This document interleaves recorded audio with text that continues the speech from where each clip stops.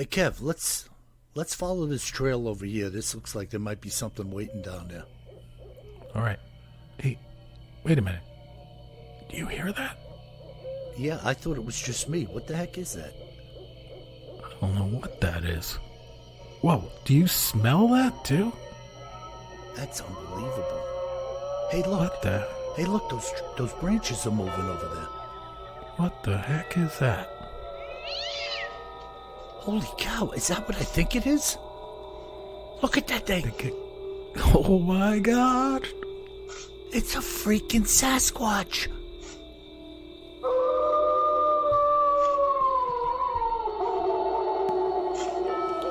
Welcome to the Bigfoot Terror in the Woods Sightings and Encounters podcast. I am your host, W.J. Sheehan. Hello, everybody, and welcome once again to the show.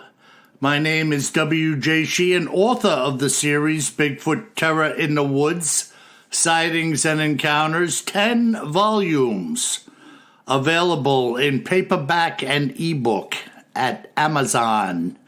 And if you're an audiophile, 9 of the 10, and eventually 10 of the 10, are available at Audible, iTunes, and Amazon as well. So please partake of some of these books. You will thoroughly enjoy them. And now, may I introduce you to my blood brother and co-host, KJ Sheehan. Kev, how are you? I'm doing great. How about you, Bill? Marvelous. You know, came home from work late last night, and I was sitting down having a little cheese and crackers, watching the Oak Island, treasure hunt, and all of a sudden my phone lights up, and I'm like, well, it could be anybody. A lot of people call me late at night, and I jump out of the chair and go over there, and it was Bobo. Oh, how cool is that? Very cool. I see my phone light up. It says James Fay, and I knew it was Bobo. And we were on the phone. Geez, I don't know how. We were on the phone for close to an hour and a half. He's just a real decent bloke. Ah, that's awesome. Yeah, and I'm a pretty good judge of character, and he's definitely a character. I was going to say, you're definitely a character, too. But, we're trying to hook up. I think we're going to pull something off Tuesday to do a little podcast together with him and me and Cliff. Awesome. And that's our plan. So I'll let you know when it happens, and people can tune it in and hear 3 jive turkeys kicking around the hairy man. That is super cool, Bill. Super cool. Yeah, I really like Bobo. It's like my friend Phil, Jonathan, all these guys, Mike, Rick. I could sit around and talk to these guys for hours. And just a real decent fella, and of course we got the topic of Bigfoot to kick around, so it's easy, he's not a pretentious character, you know what I mean? No, very cool. Yeah. That is awesome, Bill. Yeah, so really good. So folks, Bill, I've been coughing and sick for various times when we've been recording lately. Yeah. Today I don't have a voice, but it was because I was at my second home game of the Carolina Hurricanes, cheering them on last night. And who won that game? The Carolina Hurricanes beat the New York Islanders to lead the series 2-0. Did you call up Eddie and Little Eddie and rub it in? I didn't have the heart. Like, they're down 2-0. They flew all the way here to see one of the last home games of the season of the Hurricanes versus the Islanders, and the Islanders lost then too. Well, I'm not mean, I'm just creepy. You should have called him up anyway and said, "Are you aware of the final score this evening?" I had some Islander fans sitting behind me that were getting on my back, so every time the Canes scored, I gave him a little gumption.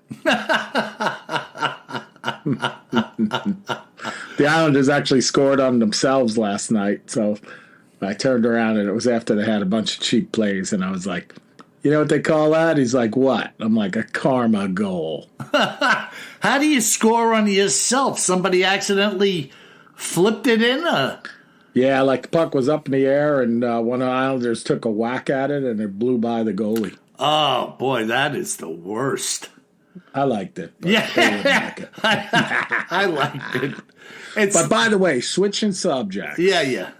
Back to cryptids. When you were talking about last night, I thought you were going to talk about the premiere of Skinwalker Ranch. Well, I watched the premiere Tuesday night, but both of the shows record on Tuesday. Yeah. So I watched Skinwalker, and then last night I caught up with the latest of... okay. So you watched them out of order a little bit. That's right, but that Skinwalker, Kev, unbelievable. They had like the whole season in one episode when I watched it 2 nights ago. Yeah, just like ridiculous activity going on there. And how about the whole thing that Travis, our favorite rocket scientist, turns out that he was the chief scientist of the UAP task force during the filming of this show for a few years, but he couldn't tell anybody. Right. He divulged it, of course, last night for those 2 nights he's off ago. The payroll. Yeah. So for those of you who don't know, Travis, PhD, doctor, has been the lead scientist at the Skinwalker Ranch facility for the past, what is it now, 2 seasons, Kev, or 3? No, I think it's at least 3. So this would be 4. Right, this is 4, I think. And the way they come off with it is nobody really knew he had an involvement. What would it be, the DOD? Yeah, I don't know who runs that, but somebody. Yeah, and anyways, he was the lead scientist for this UAP project they were running. And he was doing the show, The Search for Skinwalker Ranch. Yeah. And gangbusters job the team does with their scientific endeavors on the property. I don't know how you could do much more and keep it organized and tweaked.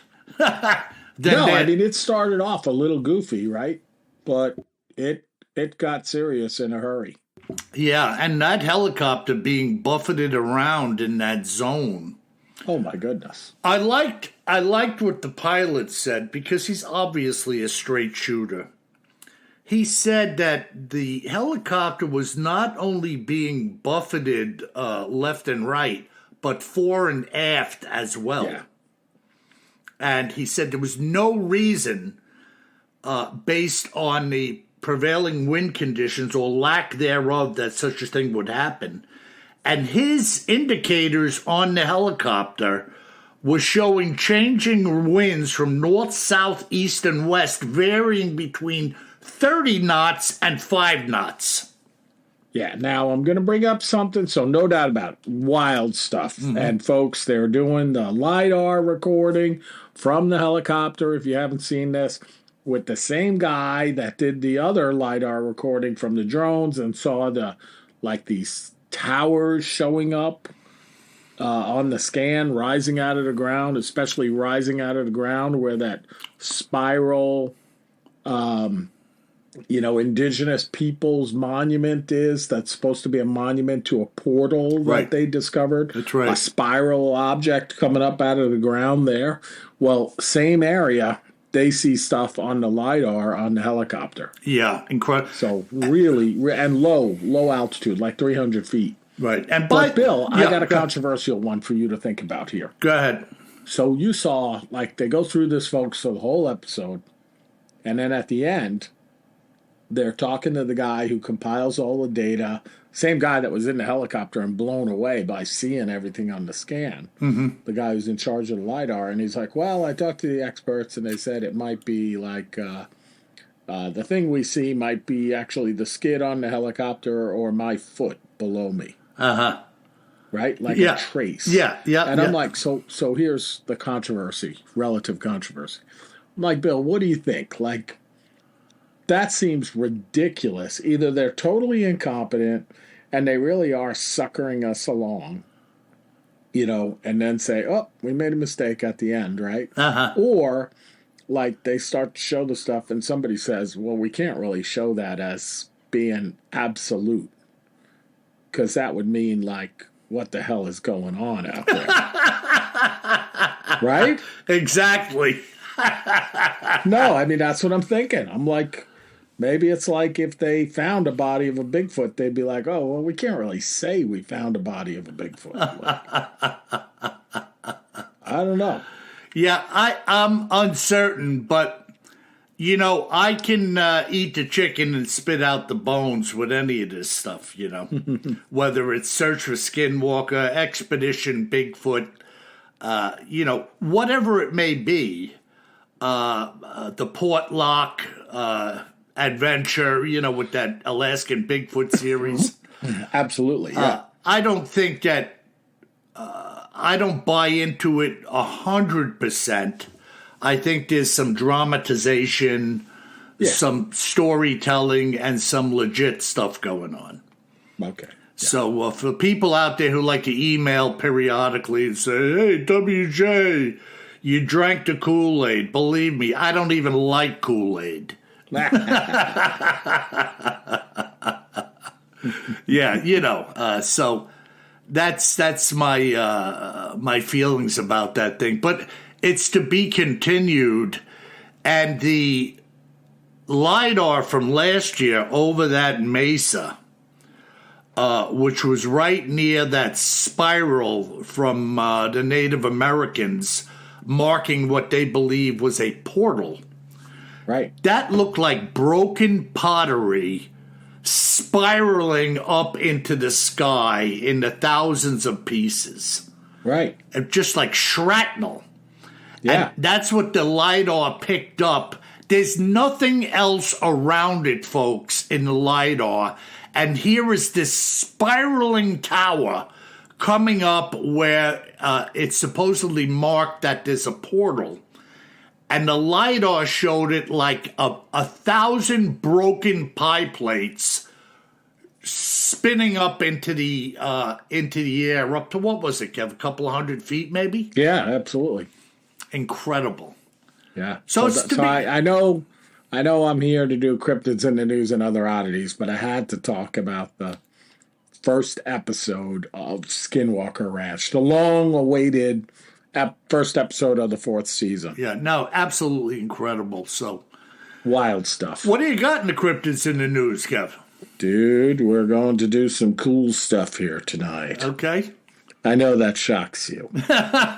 Cool and creepy, or just cool, Daddy-O? Cool and creepy. So, you know about the Headless Horseman of Tarrytown, New York, right? Oh, yes. And we're not doing him tonight, so I'm not trying to tease you with that. But I realized when I did this story and he came up in the story, I was like, oh, we do have to do a little Headless Horseman and Ichabod Crane. But you know about the Headless Horseman of Tarrytown. Of course, you know about one of the most famous Bigfoot sightings of all time in Whitehall, New York. Yes. Well, now we're going to talk about the Kinderhook Creature. The Kinderhook Creature? Kinderhook, not to be confused with your kindergarten teacher. A kinder. Does it have to do with little children? It could do it. It has to do with a little creature.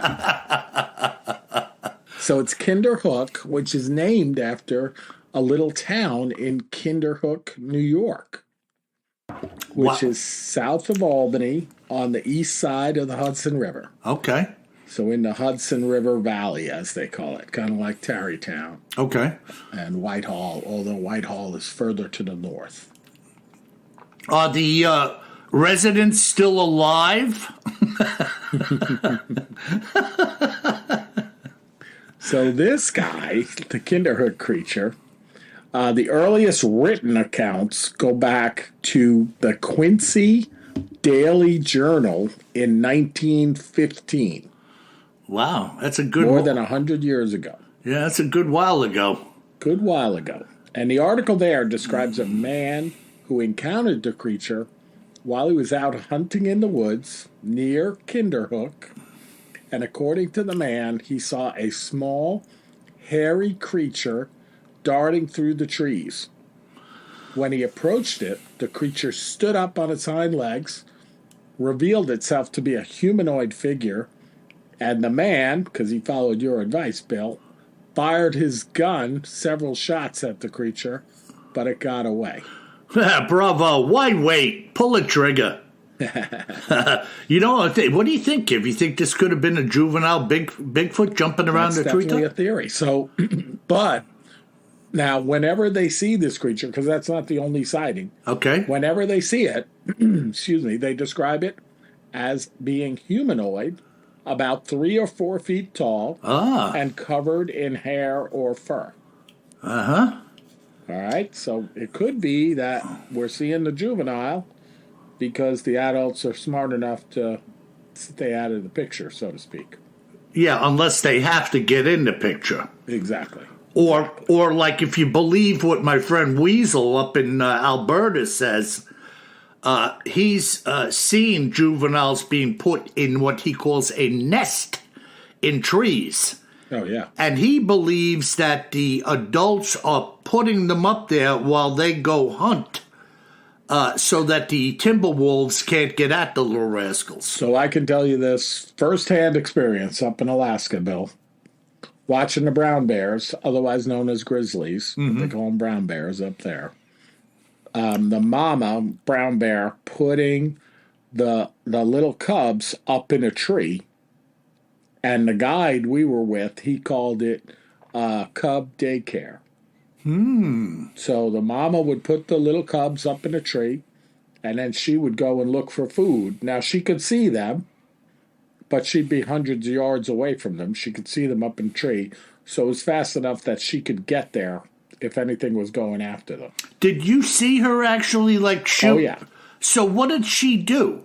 She's like shooing them up the tree. So she bring them up by the base of this tree? No, she doesn't carry them up. She, they're over by the tree, and she's like telling them in bear talk, like, you get your butt up that tree if you know what's good for you. Yeah. And she's giving them a little push with her nose. And they would just go up and then... Yeah, they just scurry up the tree, and they know because, she's going out to get some food, so they want to eat.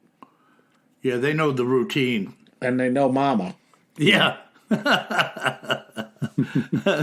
So it's not unlike what you're saying. It's, I'm not here to talk about bears. Yeah, yeah. Same thing. Yeah. The guide I was with who was super experienced, he was like, yeah, that's grizzly daycare, Wow, that is incredible. So same exact thing. Why couldn't it be across lines? You know what I mean?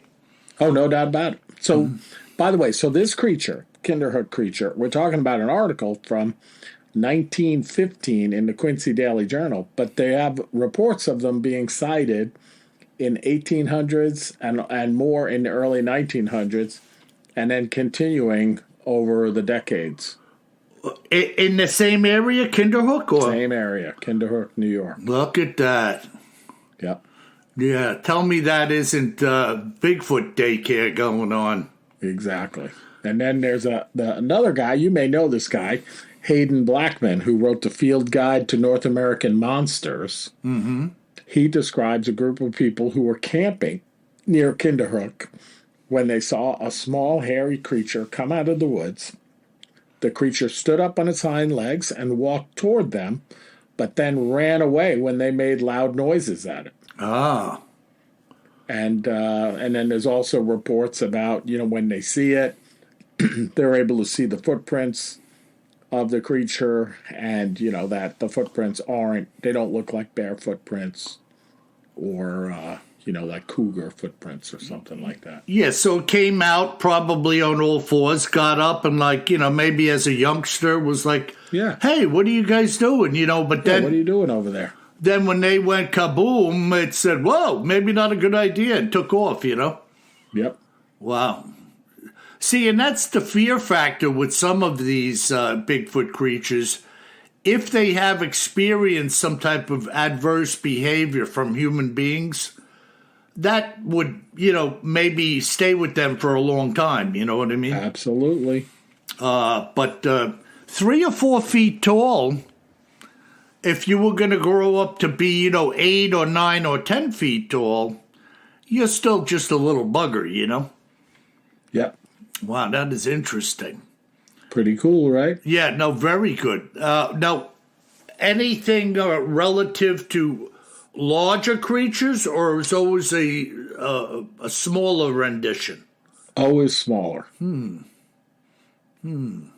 Always smaller. So you're talking over a period of time, obviously, that it couldn't be the same one. No. But it sounds like the adults in the area, if they were in fact Bigfoot, were doing the same things with the same little ones on a regular basis, yet they themselves were remaining elusive. Now look, other people may have seen a full-blown Bigfoot. We just don't have a record of it. Absolutely. Remember, we always talk about these things, not we being you and I, but the world tends to talk about them like there's one. But if you see one, there can't be one. Right, because one had to come from a couple of others. Exactly. At the very least. I mean, unless you're seeing the last one, which is unlikely. Look, is there a possibility one little youngin' was around because mommy and daddy died? I guess so, but, that's not reality to me. Yeah. I'm sure those things happen in nature where a deer gets hit by a car and now the little one is wandering around by itself for a time, But that's certainly not the law of averages works against you in that regard. Unbelievable. The Kinderhook Creature. Remember Chiller Theater, Kev? Oh, Chiller. And the hand would come up with 5 fingers. 6 fingers. Oh, 6 fingers. That was it. Chiller. Chiller. Coming up out of like the quicksand mud. The old B-grade monster movies. 4:30 movie, right? The Creature Feature. Yeah. I think that's what they called it. Yeah, there was 2 of them. Creature Feature had that grotesque variation of the creature of the Black Lagoon's face would appear. Like they had flashing lights and things. And Chiller Theater was just a 6-finger hand coming up and then sinking back down. Nice. Good stuff, Wow. All right. Well, is that it for our little... that is it. What do you got? What do you got for us? Well, I have a fairly neat encounter here, brief, but a telling sighting nonetheless, told to me by a fellow named Brandon Richards, resident of the state of Colorado. And this is what Brandon had to say. My friend Anthony and I had planned to spend 5 days backpacking and camping in the Grand Teton National Park.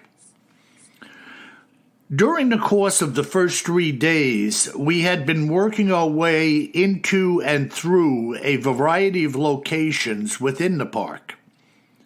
It was on the 4th day that we found ourselves sitting at a higher elevation, overlooking Lake Solitude below us in the valley, with the western slope of Grand Teton facing us in the distance. From our vantage point, which was considerable, both of the slopes descending down to the lake were in view. They were sporadically covered with large swaths of pine trees. This was a vast panoramic view which I'm attempting to paint for the mind's eye so you can better understand what I'm speaking about. When you see something in the distance here, it is extremely difficult to judge just how far that distance is. Everything is much further away than it appears, a fact which becomes more than evident once you begin hiking towards what you are seeing. Yes, I can understand that, my friend. We were perched on this low mountainside overlooking what I just described to you, taking in the view. The two of us each carried a good pair of field glasses, which we had not needed up until the moment Anthony's focus had fixated on something below us. He reached into his backpack for his binoculars and raised them to his eyes, not saying a word. As he began to look intently at what appeared to be a very specific location, he told me to grab my binoculars and focus in on what he was looking at. I said to Anthony, "What do you see?" He responded, "Just grab your glasses and look between those two groups of trees down there to the right." I did as he said and started to scan the area which he spoke of, when suddenly I said, "It's a damn Bigfoot." Anthony said to me, "I know. I just wanted to hear what you would say to confirm what I was already thinking." There was no doubt about it. The two of us now had our lenses fixed clearly on a large black beast walking on two legs in and out of the trees on the slope well below us. The distance could have been at the very least a mile or more. However, with 20 by 50 binoculars, we had a good field of view, which included the Bigfoot and its activities.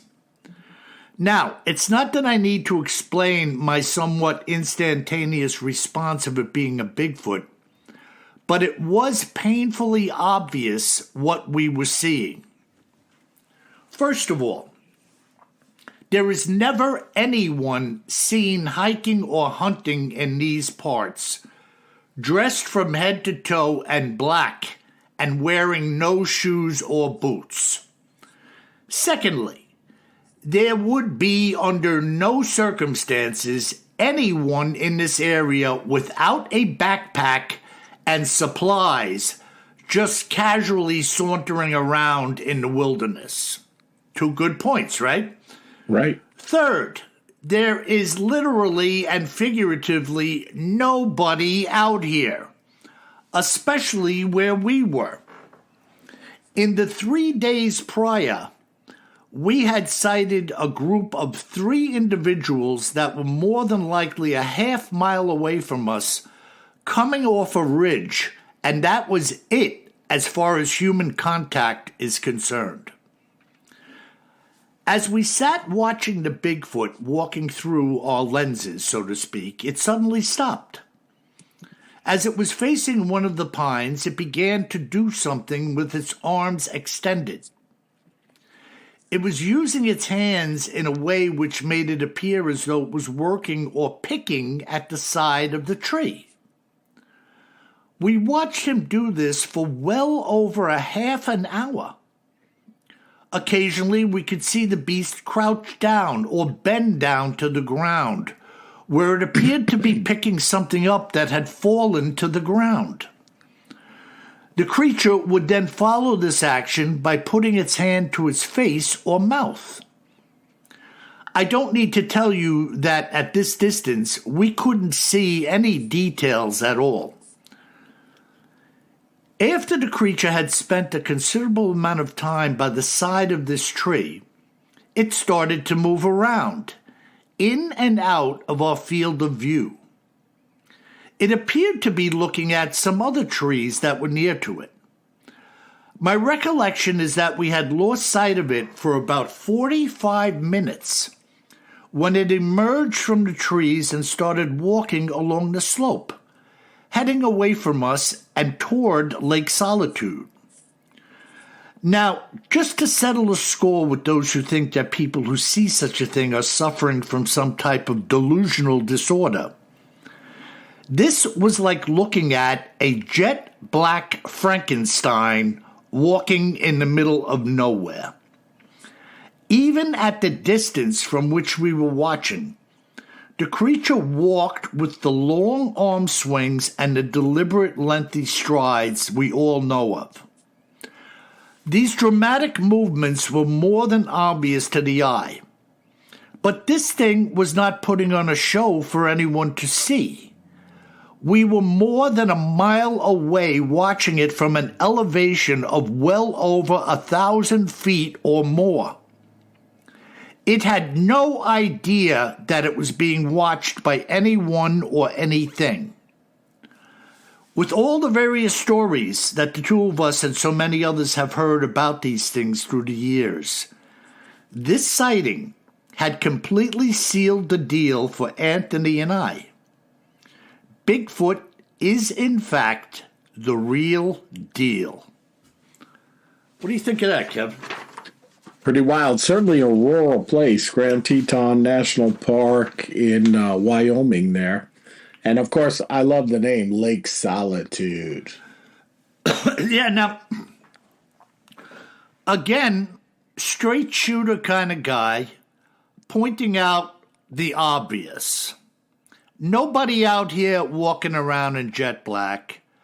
Nobody out here walking around in jet black with no shoes and no backpack or supplies. Now, are you certain about that, Bill? I mean, that seems like quite a claim. Like, why not? Well, maybe not boots, but how about a pair of sandals? Oh, okay. Birkenstocks. Yeah. And, a little sarcasm there on his part. Who knows what this thing was doing in the trees?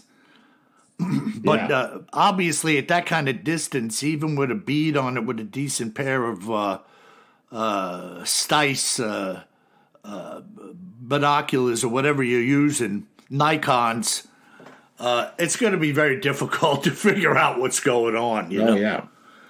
But just a long-distance sighting in a virtually clear slope, other than for some patches of pines, as he called them.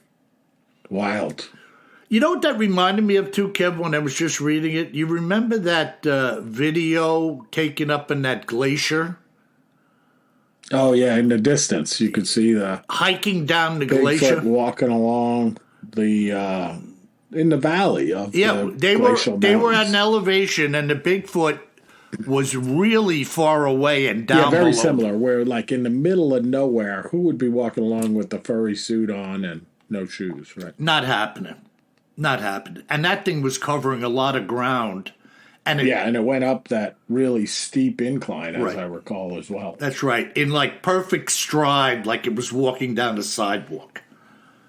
A human being would not do that, No. Just incredible strength and ability beyond, human capabilities, But I really like this. I really like the simplicity of the sighting. Nothing extravagant. Just one guy picking up on something moving, getting a bead on it, and before he tells his friend, he says, "Fix your glasses down there. Tell me what you see." Oh, my God. Incredible, huh? Wild stuff, Bill. So that's pretty cool, man. What do we got in our listener mail? Yeah, we got some great listener mail this week. Thanks, folks, for writing in.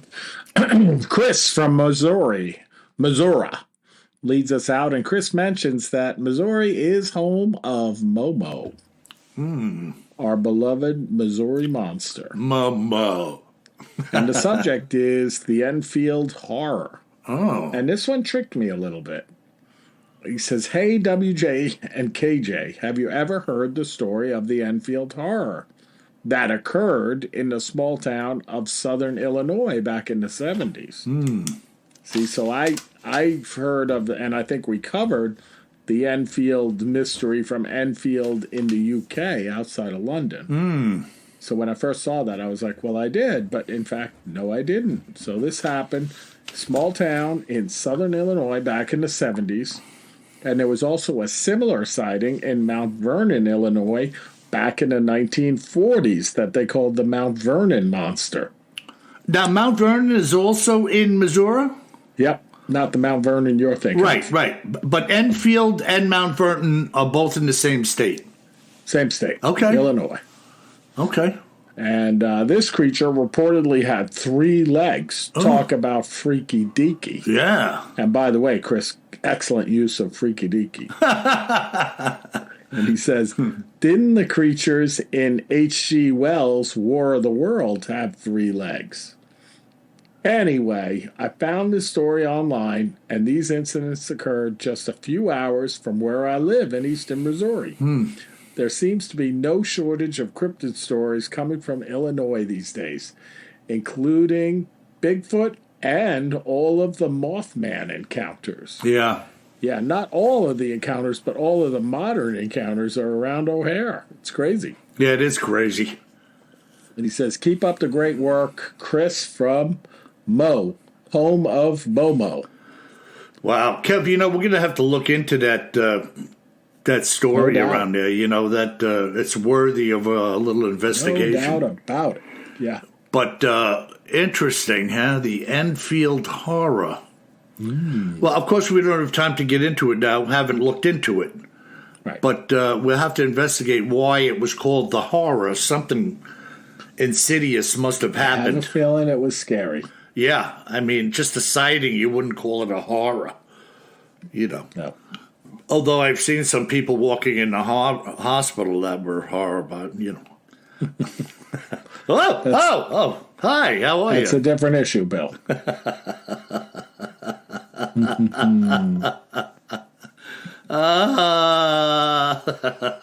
Yeah, that was a great email. And by the way, folks, easy to do.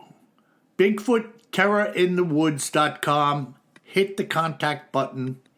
If you've seen something, say something, or if you just want to comment, chime in with us, we love it. So please do so.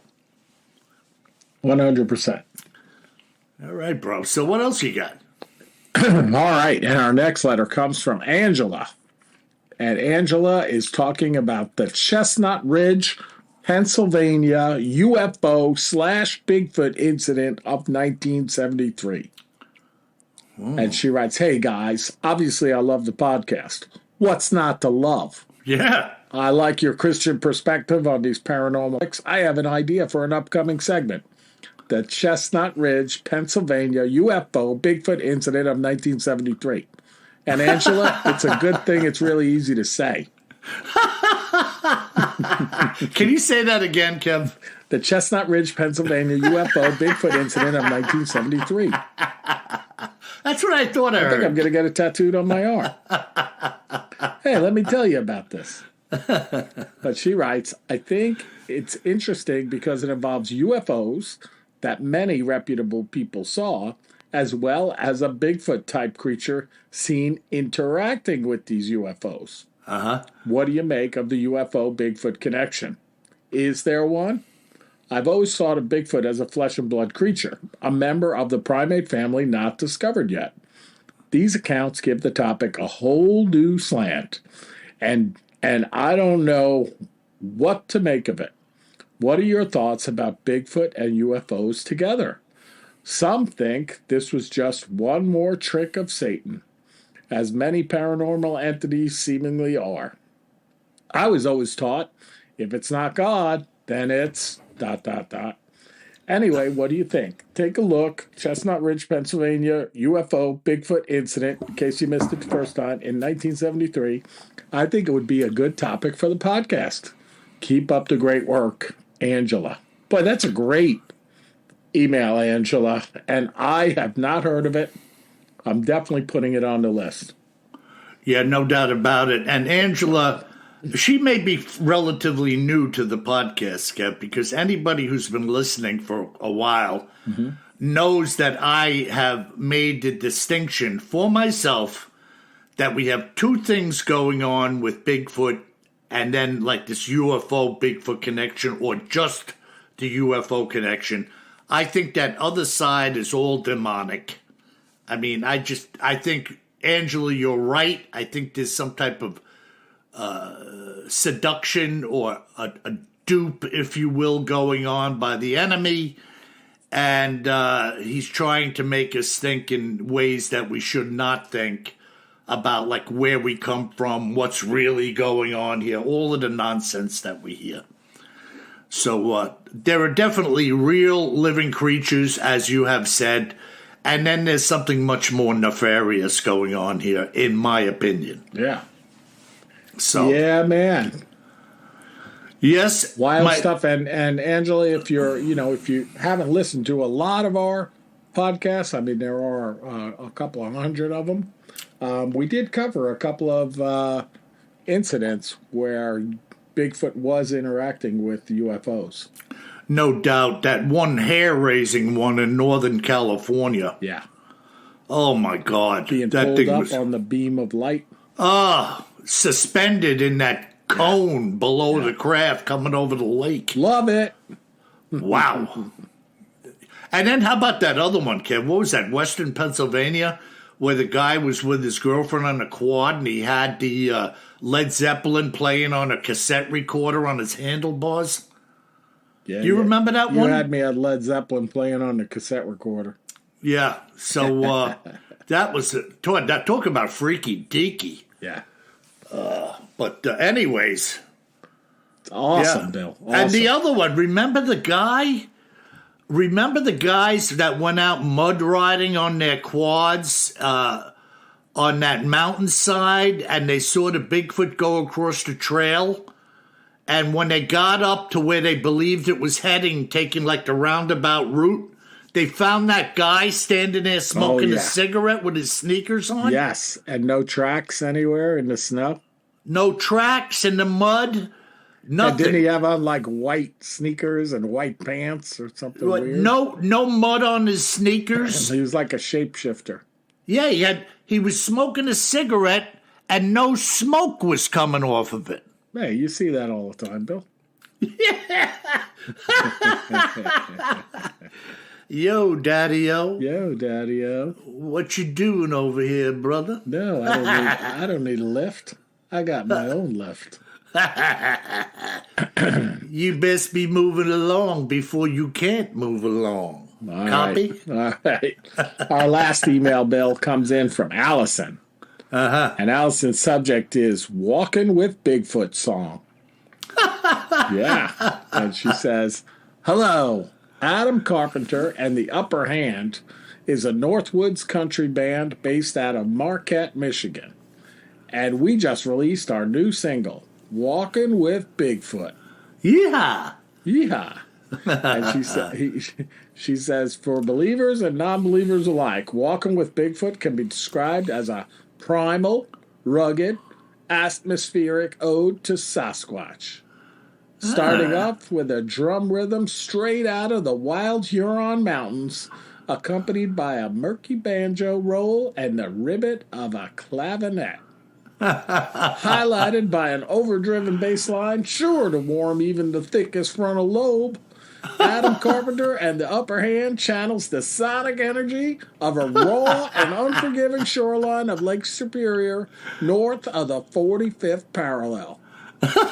We think that you and your listeners would appreciate this song as it was written about Adam's mother-in-law's Bigfoot experience. I mean, I'll tell you what, I haven't listened to the song yet, but, you know, I definitely have a picture of it with the all of the description and metaphors there. Yeah, now, kudos to these folks, Kev. What's the name of their band? It is Adam Carpenter and the Upper Hand. All right, and the song is called Walking with Bigfoot? You got it. So there you have it. Well, hopefully some of our listeners will tune that in, and maybe we'll get a couple of jive turkeys. Email us about what they think of the song, you know? Go get it, man. Walking Daddy-o. with Bigfoot. Oh, my God. Walking with Bigfoot. Hold on now. You got it. Hey, let go of my hand, you big furry beast. Hey, stop doing that! Ah! Remember Joe Jitsu on the Dick Tracy Cats cartoon? Oh, yeah. He was a little guy in like a trench coat with the hat, and he used to just grab a criminal by the wrist and just start flipping him back and forth. Hey, why not? Dick Tracy calling Joe Jitsu. Come in, Joe. I love that stuff. Dick Tracy calling Heapo Calorie. Come in, Heap. So stupid, but good. Well, is that it, my fine feathered friend? Yes. Well, folks, remember, I don't know what that was. It sounded like somebody stepped on a squirrel. You called me a fine feathered friend.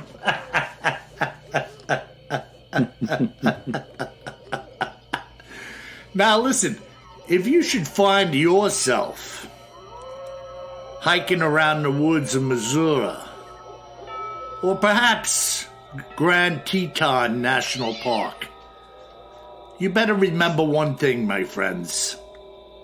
Always carry more gun than you think you're gonna need. Sleep tight.